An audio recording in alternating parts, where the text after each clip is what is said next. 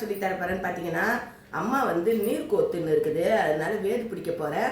என்ன பண்ணணும்னு பார்த்தீங்கன்னா, நம்ம நல்லா வேது பிடிச்சிட்டோம்னு வச்சுக்கோங்களேன், அந்த மண்டையில் இருக்கிற நீர் அந்த எல்லாம் நீர்லாம் வந்துடுச்சுன்னா உங்களுக்கு ஃப்ரீயாகிடும். கண்ணில் லென்ஸு வச்சுருந்தீங்கன்னா லென்ஸு எடுத்துடுங்க. இப்போ அதே மாதிரி நம்ம பொட்டு இருக்குது தெரியுங்களா, பொட்டு நான் வந்து எடுத்துருவேன். ஏன்னு பார்த்தீங்கன்னா, இங்கே ஒரு நெற்றிக்கண் இருக்கும். நம்ம வேது பிடிக்கும்போது அந்த நெத்தியிலேருந்து அந்த நீர்லாம் அப்படியே மண்டையிலேருந்து வரும். வேது பிடிக்கிறதுக்குனே ஒரு குண்டா தனியாக காரம் இல்லாத போட்டுருவேன். அது இந்த குண்டானில் வந்து பார்த்திங்கன்னா இது வந்து தண்ணி வச்சுக்கிங்க. இந்த பாருங்க, கொதிக்கும் போது இந்த பாருங்க வந்து நல்லா ஒரு 2 கை நிறையா வாரி இந்த பாருங்க, இந்த மாதிரி ஒரு 2 கையே இந்த மாதிரி போடுங்க.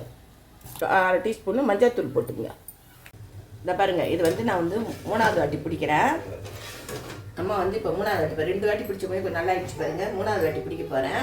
இதில் வந்து நம்ம இப்பயும் சரிதான், கொஞ்சம் இந்த வேப்பிலெல்லாம் போட்டு பிடிக்க சொன்னேன்ல, அந்த மாதிரி பிடிக்கும்போது சரி தான்.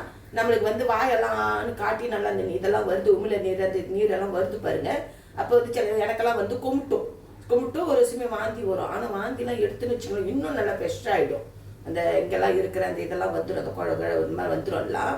அதனால் என்ன கும்பிட்டுது வாந்தி வருதுன்னு சொல்லிட்டு பயப்படாதீங்க. வேர்வை உள்ளே போகுது பாருங்களா, மூக்காலையும் கண்ணாலையும் போகுது பாருங்களா, அப்போ அந்த கிருமிகள்லாம் வந்து எடுத்துடும்.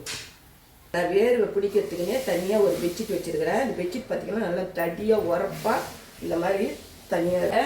நான் பெட்ஷீட் உள்ள என்ன பண்ணுறேன்னு உங்களுக்கு தெரியாது இல்லை, அதனால் நான் பெட்ஷீட் உள்ள என்ன பண்ணுவேன்னு பார்த்தீங்கன்னா, இந்த மாதிரி குண்டாங்கிட்ட தட்டு இது மாதிரி இருக்கும்.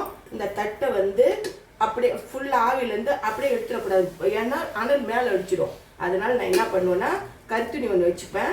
வச்சுக்கிட்டு இப்படி கொஞ்சம் கொஞ்சம் கொஞ்சமாக நம்ம அனல் போக அப்படிலாம் காதெல்லாம் குத்து தெரியுங்களா, அதனால நல்லா காதில் இப்படி காட்டணும். நல்லா நெத்தி கண்ணு எல்லாம் இப்படி காட்டு, இதே மாதிரி செய்யணும். நான் இந்த பாருங்க, எங்கள் பேத்திக்கு வந்து காது குத்துதுன்னு அழுதுகிட்டே கிடக்குறாங்க. எப்போ பார்த்தாலும் காதுல நீர் கோத்துன்னு இன்ஃபெக்ஷன் ஆயிடுச்சு அப்படின்னு சொல்லிட்டாரா டாக்டர். என்ன பண்ணேன்னு பார்த்தீங்கன்னா, இதே மாதிரி தான் வேது பிடிச்சேன். எப்படி பிடிச்சேன்னு காட்டுற பாருங்க.